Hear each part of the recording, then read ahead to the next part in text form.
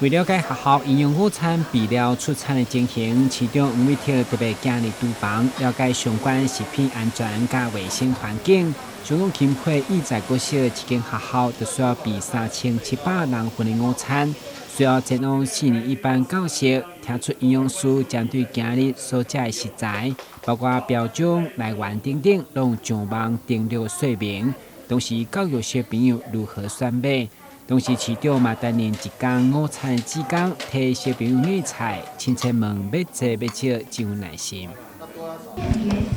好一点哦，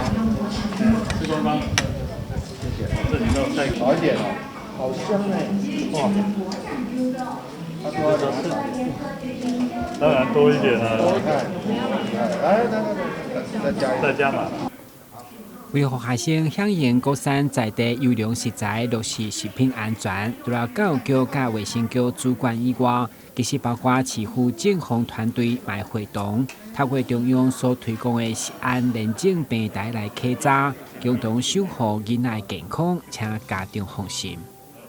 看到他午餐厨房的建制非常严谨哦，不仅有这个无菌区，任何人外人都不能进去，还有许多的这个安全措施都兼顾了食安。过去台南市曾经发生一些食安事件，我们希望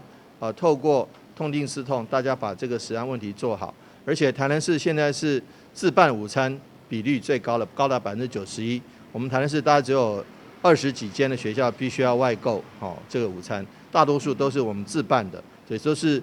透过学校之间彼此通力合作，把这个午餐做好，然后食安顾好。支付团队跨局处无定期的稽查，除了了解学校营养午餐的品质，同时嘛要了解团膳业者，要按照标准作业的流程来运作，这当维持好校园食安环境。但新闻军及何乔邦采访报道。